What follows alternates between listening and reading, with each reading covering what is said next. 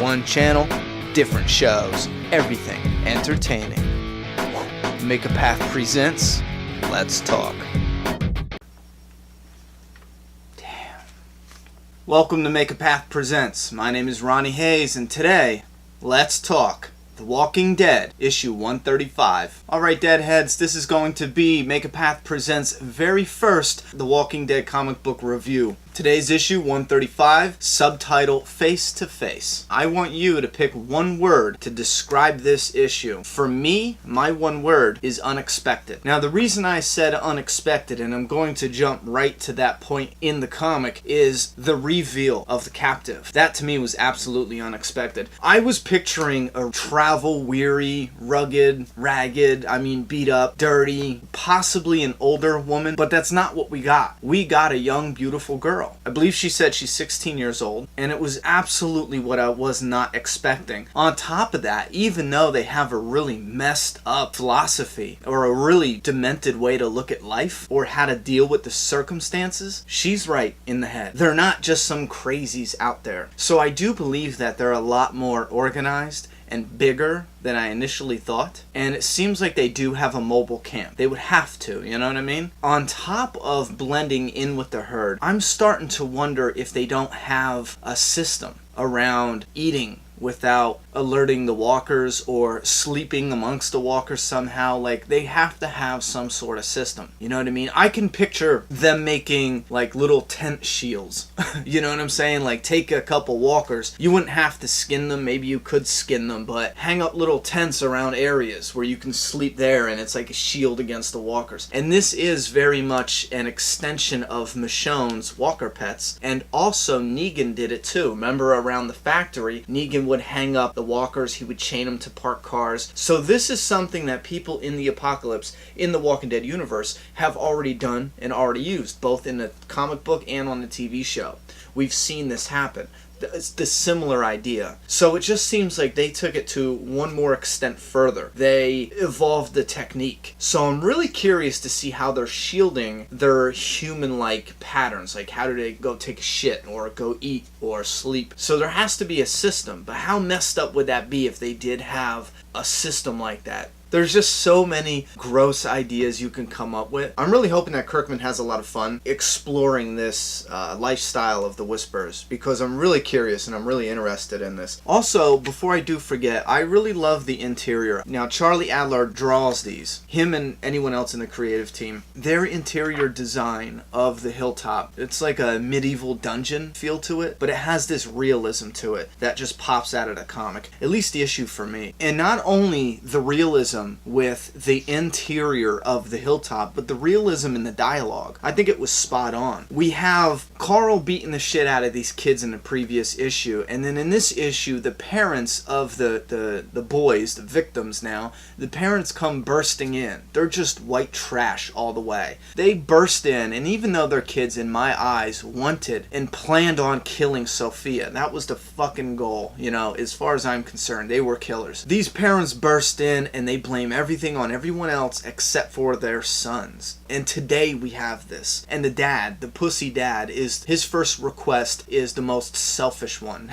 And that's to take him, the dad, off of patrols on the outside wall. You know, then he requests what? More welfare. He wants more rations. Then he requests some Section 8 style living upgrades, which is to modify the home. And then on top of all that, they want Carl to apologize. And that is another moment where I absolutely fell in love with Carl as a character. Carl won me over 100% the first time in issue 134. The previous issue, he ran away after getting hit with the brick, and he came back beating their ass with a shovel. I mean, immediately, like that. I went from being like, yeah, Carl's alright, but let's focus on Rick, to now, I'm like, I want to see Carl's story. He is not playing. He is transformed. Although people like to just say he is like a Negan, you know, I like to believe he is a blended, it might not be well balanced, but he is a blend between his father and Negan, which those are very interesting characteristics. Not only do they complement each other, they also conflict drastically, extremely with each other. You know what I'm saying? That inner conflict with that character is going to be interesting story development. Absolutely love it. And we see that in his character already. You get the Negan part of him, where the dad wants an apology, and Carl is like, you fucking fuckwad, go fuck yourself. Something like that. And then later when Maggie's walking him down, Carl is very rational. He's very sane. He's very Rick Grimes-like. He's like, well, listen, I was protecting my family. I was da-da-da-da. But then he still has that Negan characteristics to him, which, again, I love that in a character. But if I could get into some of the writing real quick, a lot of times this is something that gets overlooked a lot.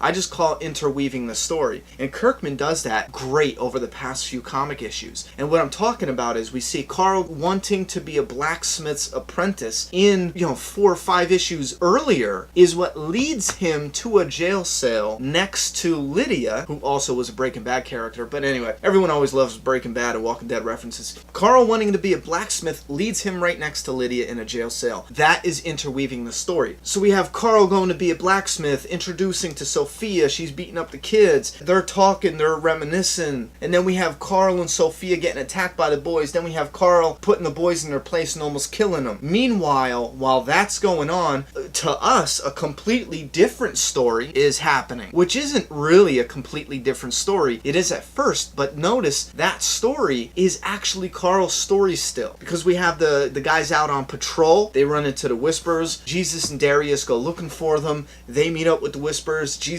takes a captive. While both of these storylines are happening in 2 different areas, as the stories are starting to progress, they start interweaving with each other. And now we're getting the first time where the 2 separate storylines are starting to interweave. And that's with Carl and Lydia in 2 jail cells. Do you see how awesome that is? Carl wanting to be a blacksmith, that storyline, which seemed utterly kind of pointless. It was like, oh yeah, that's life. This kid wants a job. You needed that in the story to put Carl in the jail cell. And that's one of the things I love about writing, is because a lot of fans will forget about the little intricacies like that. They'll be like, yeah, he wanted to be a blacksmith. Yeah, whatever. Sorry, I'm just rambling on about that. It's just, being a writer myself, I fucking love shit like that. But now we do have Carl and Lydia, and they're both in a jail cell. They did show her smiling face. That could just be a comfort of having someone to talk to, or she could be a situational Trojan horse. She didn't plan to be there. She didn't plan to be a captive, but because the situation put her there, she could now become a Trojan horse and somehow infect Carl with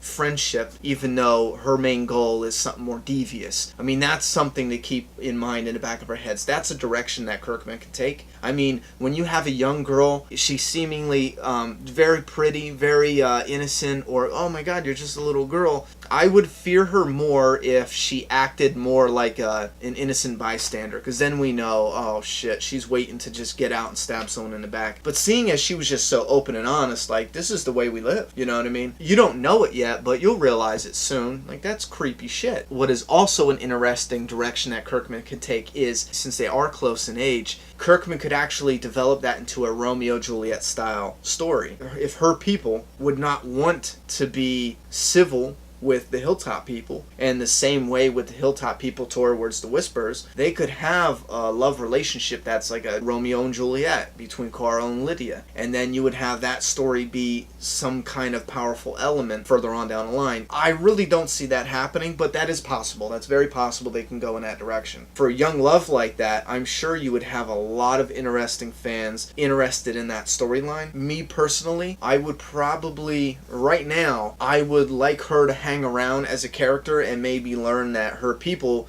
and how they raised her isn't proper. It's a little messed up. It's not the right way to live. So I would like to see her integrated into the Hilltops community eventually, after there's a collision between her people and the Hilltop people. I am hoping in a sick way that one of the communities is completely taken over. However, the cliffhanger in this issue with Gregory is what makes me believe that that will not happen. They are going a different direction, and it's the direction that I initially thought was going to happen when Carl beat up the two boys with the shovel. I thought that is such a powerful storyline to have a community there, and they have to now punish one of the leader's sons. And what if Rick just straight up didn't stand for it, and he came back and was like, listen, you can either follow us, you know what I mean, or you can get the fuck out, you know, go survive out there. Which I'm surprised no one didn't say, and maybe I'm a piece of shit, but if I was running a community and shit popped off, I would be like, if you ever raise your voice at me again, you will be on the outside of that fucking wall. You know what I'm saying? And I'm really surprised that Maggie held her composure, because that would have been the first thing I said. Maybe I would be an asshole leader. Yeah, I probably would be.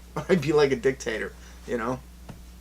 Yeah, that sucks. For now, with the cliffhanger of Gregory throwing out the idea of just killing Maggie, it leads me to believe that Kirkman wouldn't do something that predictable, to where a villain would say, this is my plan, and then have the plan go through. Because there's not really any shock there, unless he was doing a kill the king while he's sleeping type story. And what I mean by that is, show them plot against Maggie, and we can follow in the tension along their whole plan. We can watch them execute their plan, and it's devastating because the whole way we just want a character to figure out what they're doing and stop it, but they don't. And that's what I mean by that. It'll create this storyline that's enticing for us to just witness. Like, damn, they're gonna do it. They're gonna, oh, they did it. Fuck. Or most likely, what I think from Kirkman's style, I think it's gonna be something totally different. I feel like something that could happen is they could make a plan to kill Maggie, and the plan goes south and they kill, let's say, Sophia. It's unlikely they'll kill Carl. To kill him would be kind of pointless. I just feel that they're going to build up to something different than him killing Maggie. Maggie might get killed in the process, but I think there's a shock in there and a twist in there coming that we're not aware of yet. You know what I mean? Alright guys, this is the very first Walking Dead comic review up on this channel. As I'm ending it now, I felt like I could have done it a lot better. The quality on this channel, if you ask some of the other viewers, if you're a newer viewer, the quality, I feel I always try to step the quality up. So if I watch this video after I already edited it and put it up on YouTube and I have a lot of problems with it, I will correct that in the coming reviews, and I guarantee that.